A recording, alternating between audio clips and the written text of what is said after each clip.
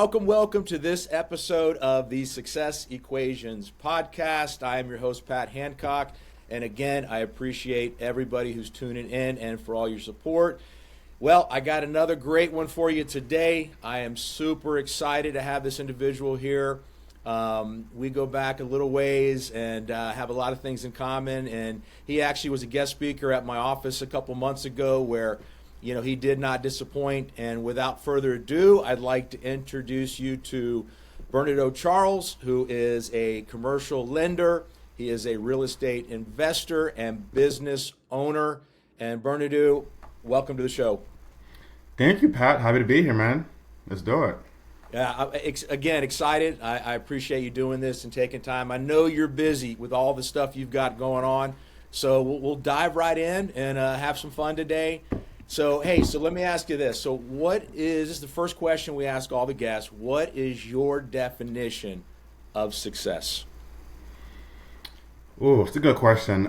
My definition of success is when I'm not trying to, I'm in a place where I'm having fun. I'm having a good time and I'm not forced or having to do something just to meet the needs of my family and myself, right? So I'm really enjoying myself. I'm not, having to be miserable just to be able to live a life. And so I think being in a place of bliss and being able to enjoy what I'm doing to where I don't need, if it was for free, I would still do it, to me is success, right?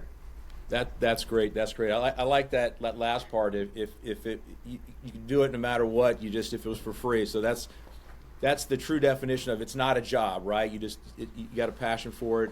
Very good. Very good. So I know who you are now. For what I see, I know you got a great work ethic and you got so much going on. But take me way back.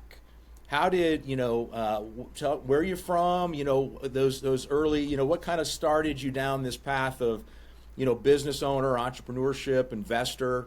Take us way back.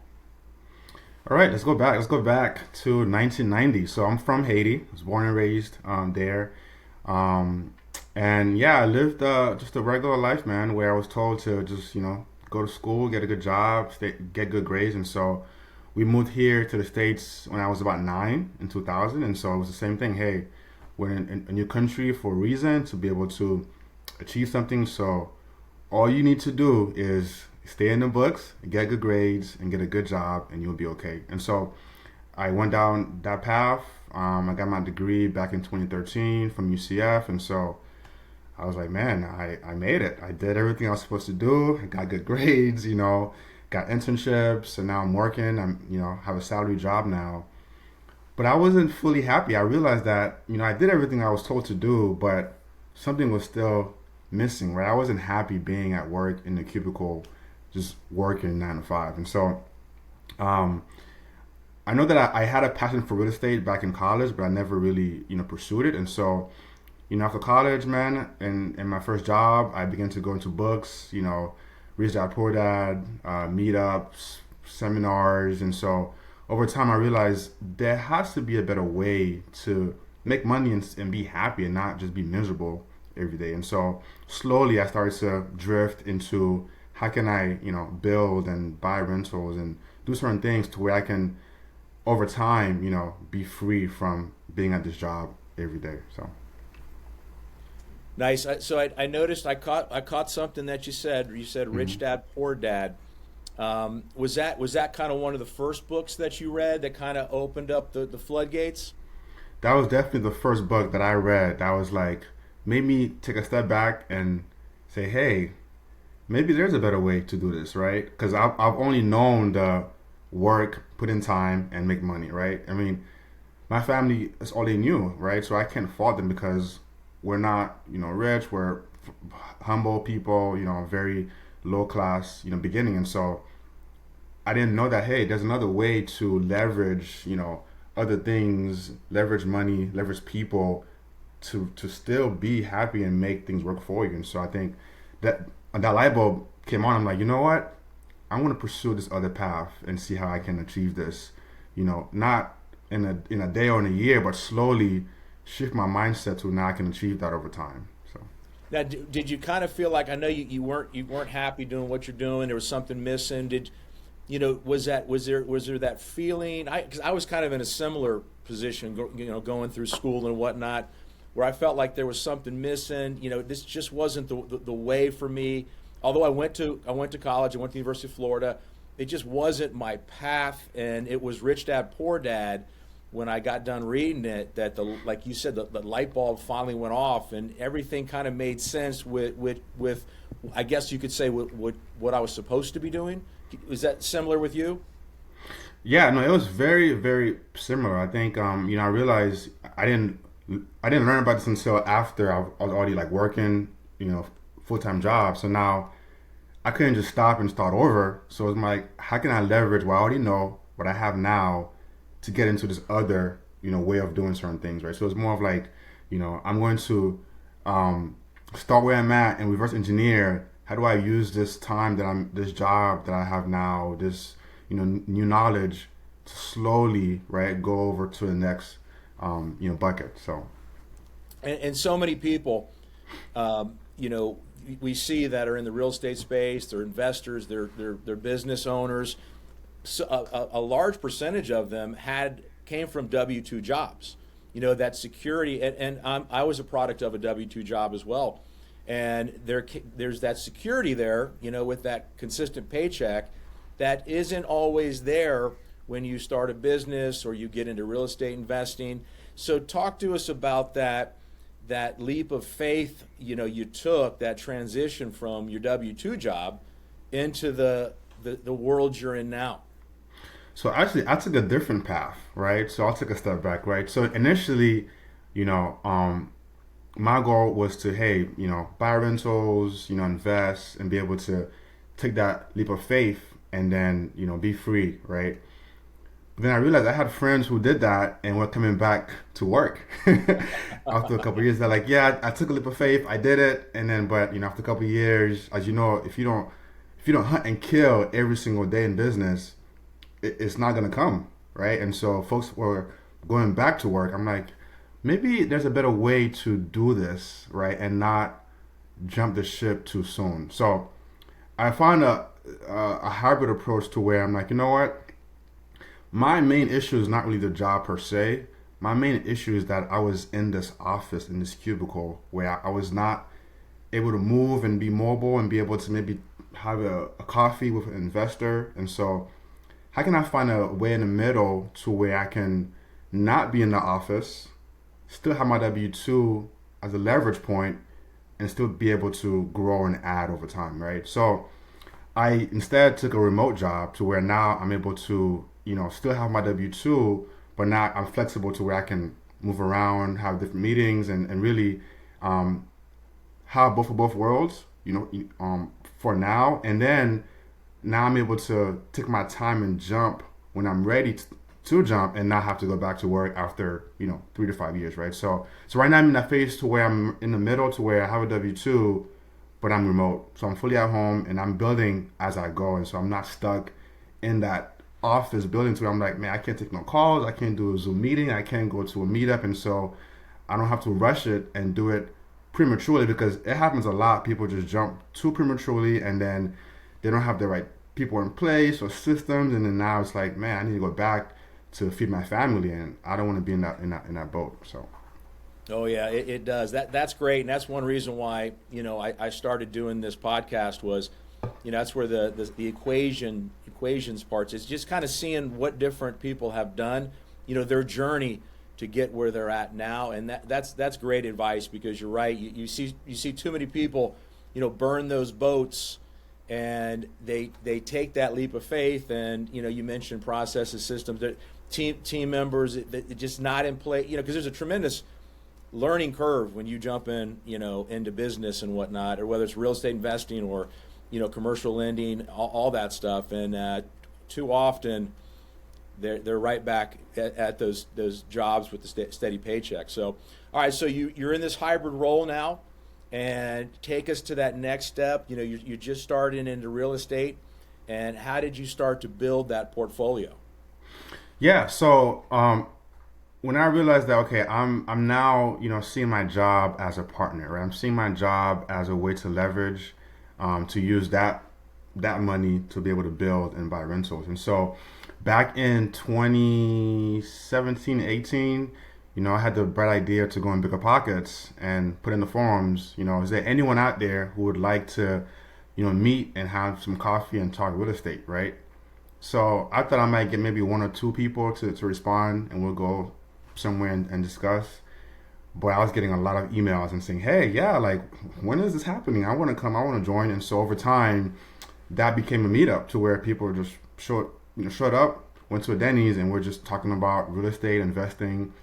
And mind you, at the time, I had no clue about anything at all. Like, what is the Burr method? How do you, find DSCR loans? And so I'm hosting a meetup here. I'm taking notes under the table from people who are like 10 years in, 20 years in the game. So I'm learning as I go.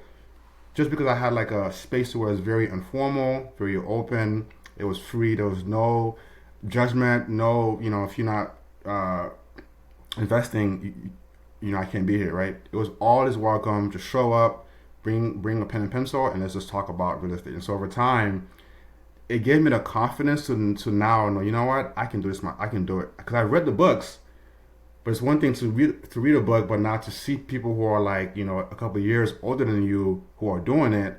Now I felt the confidence in the room to be able to jump ahead and get that first deal. So after that, I bought my first property in 2019, single family home here in Palm Bay, Florida, by leveraging the people at the meetups who were like agents, who were lenders, who were other people in the business that I now know and trusted, and they trusted me as well to kind of help me take the first jump and get that property going. So That's great. So another shout out to BiggerPockets. They've come up before on interviewing guests, and that I thought I was the first investment property I purchased was back in 2004, and I thought I was a real estate investor and knew everything up until I don't know, maybe 2017, 2018, about that time frame. I don't know how I found BiggerPockets, but I got turned on to BiggerPockets, and boy, oh boy, it is such an awesome resource for anybody wanting to learn more about real estate investing, and even the meetups they have. And that's something about you that I've admired since I've known you, is relationships are so important in this business, and you do an amazing job at creating them, at fostering them, at hosting meetups, at being at meetups. You do a really great job with that, and and I guess that all kind of stemmed from and came from your first, that you took that, you had that courage basically to start your own meetup, right? yeah, and I'm not that guy. I'm not the guy to go in front of the room and start talking to people. Like I'm very like naturally I'm very to myself, very kind of quiet of a person. But I just the passion in me kind of drove me to say, you know what, I'm gonna go out there and do it. People show up, they do. If they don't, it's fine. And then, sure enough, I'm surprised it's still going on this year. Like, it's been like almost 10 years. People are still like, So I definitely, it was the courage that I'm gonna do it. If it happens, it happens. If not, then I'll try it, right? So. All right. Do you know how awesome that is? Because most people are nervous and hesitant about going to an existing meetup, especially if they don't have somebody going with them. They may not know anybody.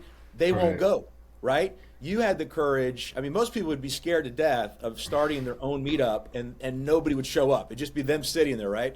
Yeah. So no, that's awesome, and clearly it was a great decision and has paid off for you. So that's awesome. So tell me that. So I'm assuming you're in charge of your schedule every day, right?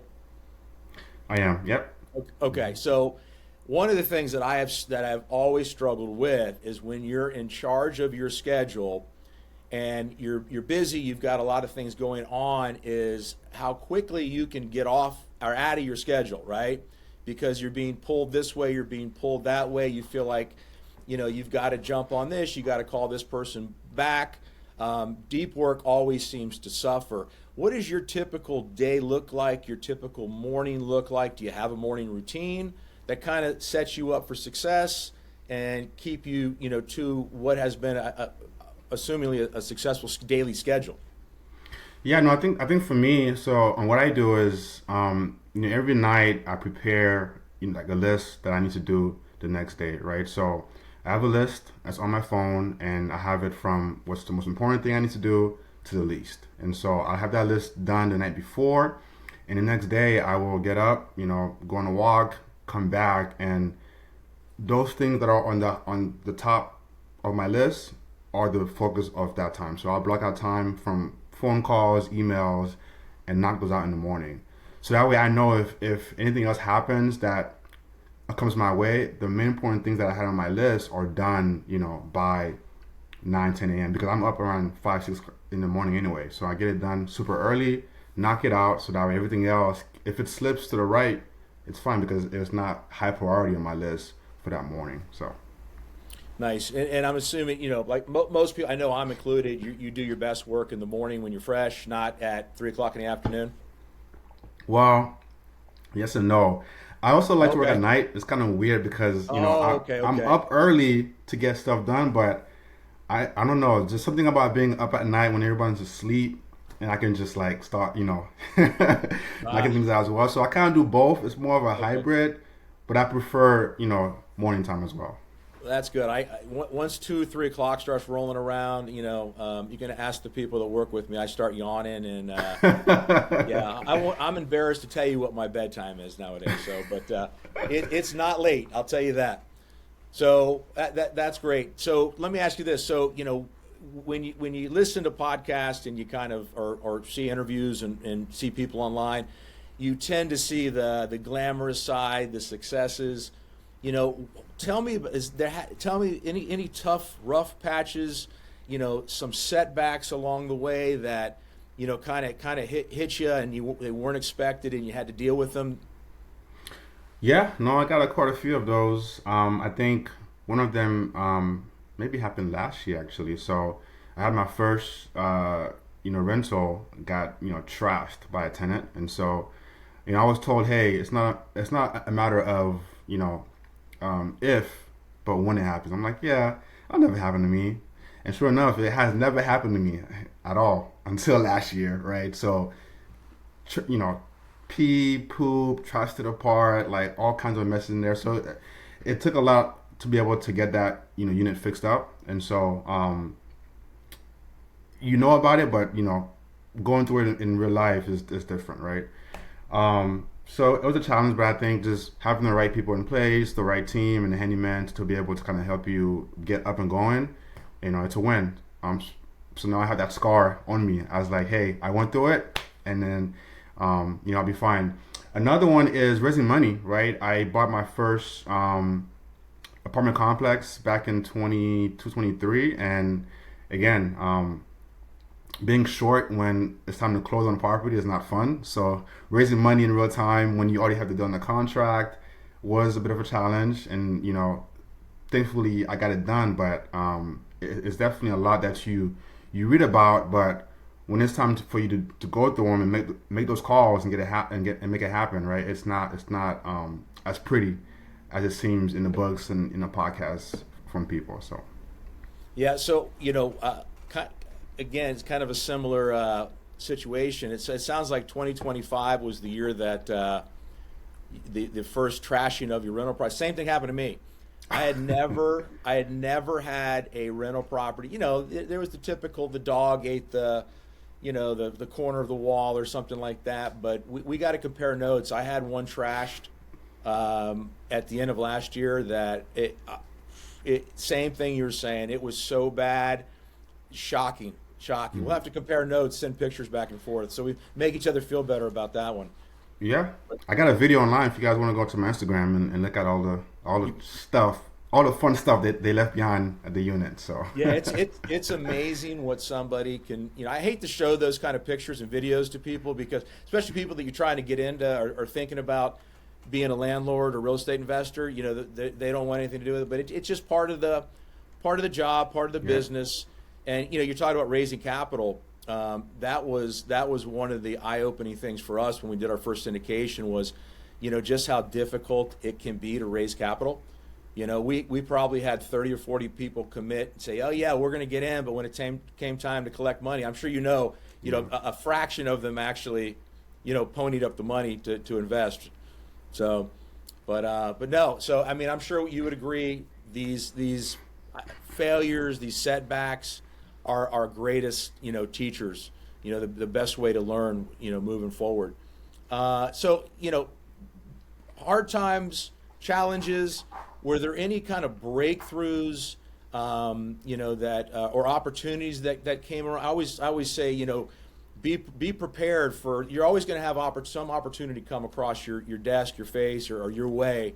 So it's about being prepared for that opportunity to take advantage of it.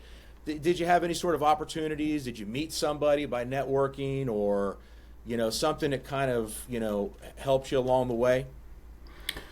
Yeah, no, it's been a few people that I've met along the way that has helped me. But I will say a lot of the people I've met came through my meetup. It's just, being able to have somebody in real life who's doing this thing that you can talk to and, bounce ideas off, was a big game changer. And so I think, in this business, things are going to happen to you, right? But you need to have the right people around you to talk to about, hey, what would you do about this situation, right? And they'll tell you, hey, you know what, I've seen this before, I would do X, Y, and Z. So I think having the right people around you when things come your way, either it's an opportunity or a challenge, is really it's everything, because this is a people's business. And so if you have people around you, everything else is fine, because it's not just you, it's happened to people before you, right? And they've done it before. So I tend to just, if I need help, I'm gonna ask. I'm gonna say, hey, this happened. How would you approach this issue, right? So, And it's great. And it seems like most people that are in the real estate investing space, they tend to leave their ego at the door before they go into the meetup. It's a lot of times you'll go into circles where somebody's trying to be the I don't know, the top dog in the room or something like that. Got a huge ego. But would you say that most of the real estate world investors they check that ego out the door, and it's kind of open communication? Everybody's pretty friendly. Yeah, I think so. Yeah, everyone I've met, in my time in the space, I've been pretty open, right? Very, very friendly. People are willing to kind of share information, because they were also almost in your shoes as well, right? So they see themselves, when they first started. So I think people are just open to share, because this is a lot of things here that we can share and win, right? So it's not like hey, if I win, you lose. Like, no, I can win, you can as well. It's big enough for everyone to share and learn. So far it's been great. It's been amazing, and I think I don't know about other spaces, but as far as real estate, it's been very, very, very open. I would agree. I see the same thing with most everybody in the real estate investing space. So can you tell the listeners maybe a valuable lesson that you learned along the way? I know we constantly are learning lessons as we go, but has there been one or two that kind of stick out in your mind that you could share? So overall, I think I would say, when things happen in the space, don't panic, right?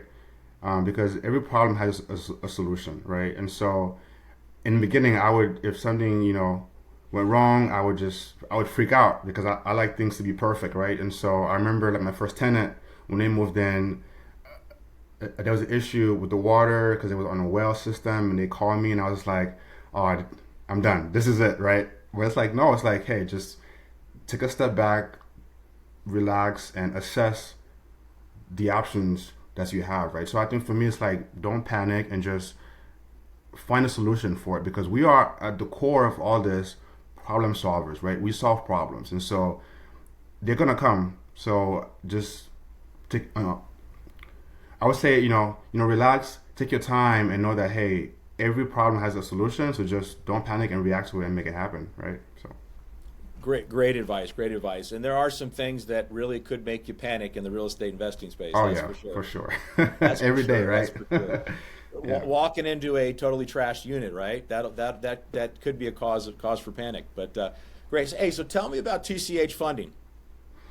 Yeah, so about a year ago, I started a new business, where I focus on helping investors find financing for their deals. And so I wanted to, get a different branch going because I really enjoy helping people in this space. And so we fund, rentals, flips, commercial deals. And so I wanted to be a bit different in this space because I know in the beginning I've had lenders, say one thing in the beginning and then right before closing, it's like, hey, by the way, I know we said we could do this, but it's going to be a lower LTV or it's going to be a higher rate or it's going to be this fee. And so I am very for the investors first, right? And so I know as a lender, I'm trying to look at your deals not only as my endpoint, but also is this deal good for you, right? Because I could tell you, hey, you know what? If I was you, I would not do this deal. I could fund it for you, but is this deal really good for you? So I'm looking more so from a buyer's perspective first to have my clients, and then as a lender. So it's pretty much being very open, transparent, and helping clients win first, and then us as lenders, second. So it's a bit of a different approach that I have for this space. That's great. So it's not like back in '06, '07 when lenders were, if you had a heartbeat, you would get a loan. Right? Yeah. No, definitely not. So Not that kind, right? So, yeah, not that the kind. opposite of that. Exactly. Yeah, because I want to see you win, right? As a buyer. So yeah. Great. That's great. That's great. So, kind of looking ahead, you're a business owner, you're a real estate investor. You've got the lending, the commercial lending going on now. What do you got on the plate, the agenda looking forward, looking ahead? Yeah, so I'm looking ahead. I'm looking to fund, more deals. I just closed on a flip recently, and I have a few more right now in the pipeline. Some rentals, a commercial building, mobile home park as well. So I'm looking to just kind of grow my business and really just help folks win. Also share information about my journey, about lending, about buying properties as well. So just trying to give back to everyone that I got here, and I'm now want to give back to people as far as what can they avoid that I went through, right, as a person here in this space. So Question for you. Where do you think your business, you have so much going on, you've done so much. Where do you think you would be as far as your business right now overall if you did not, A, start that initial meetup, and B, you didn't network and create the relationships like you do? Would it be night and day different? it would be drastically different. I don't think I would even be here right now. I think I've run into so many problems and issues that if I didn't have the right people around me, yeah, I would probably have said, you know what, maybe I'll just stick to my W-2, stick in the office because it's a lot, right? Because on Instagram and TikTok and Facebook, you guys don't see what we go through, at night and when things are going wrong because all you see is the glamour, right? And so it would be very, very different if I didn't have people around me to really help me know that, hey, this happened to me. It happened to you too? How'd you do it? Oh, wow. So now it's like, it feels like more of a community to where now we're growing as one, right? So I think doing it alone is not possible, guys. You have to be out there meeting people and be genuine, right? And want to help people just for free, right? Not even wanting anything back from them, but how do you help them grow as a person and an investor? So. Very good, very good. So my next question was going to be, do you have any advice for the audience? I mean, that was great advice right there. Do you have something else? You going to stick with that? Any other advice? I mean, because that was great right there. Yeah, no, I think I would stick with that, man. I think I have a lot of people in the space who want to be able to grow and learn and buy rentals, and they was asking me, hey, how did you do it? Because I've read the same books you've read, but really it wasn't the books. It was that I was out there, that I was able to have that space to share information and get help, right? And so I think if you're gonna make it in the space, you really have to put in the time to go out there and be seen, right? And let people know exactly like your goals. Because I realized that if people don't know who you are and what you're doing or want to do, how are they gonna help you, right? And vice versa. So I think not being shy to go out there and mess up, and trust me, I've done that a lot. I've messed up a lot, right? So, and that's a good thing because you learn from that. And so I think being able to grow and actually, my mentor, he told me something recently that, he said, you have to become the person that you want to be, right? And to be that person, you got to fail and go through like the hard times and the scary times, and you know, it's part of you. If you don't go through all of the hardship, then you won't ever be that person on the other side of the fence, right? And so I think people are scared to kind of go through the hardness to get to who they need to be, and it's like it's not comfortable, right? I mean, for me, if my meetup, again, I'm very to myself, and so I remember being up in the room hosting, and I was shaking, like I was scared. I was like, man, like I'm very nervous. But you know what? The next day or the next month, it got a little better. Then the next month, it got right. So over time, now it feels natural. But if you see me now, you would think that, oh yeah, I've always been this way. But no, I had to go through the grind to like mess up and do it wrong and be nervous. But now it's like, hey, it's normal. And so I think my advice would be, it's like going to a gym or playing a sport. You gotta go through the hardness of it every day. It's gonna feel weird. You might get judged. Who cares, right? Because this is for you to be the person that you need to be on that other side of the fence. So That's awesome, and yeah, I mean, you're a perfect example, of having a growth mindset. Really, you look at failure as a learning moment, as a teaching moment. You understand it takes hard work. Too many people are, they're afraid to take action. They're afraid of failure, and it paralyzes them.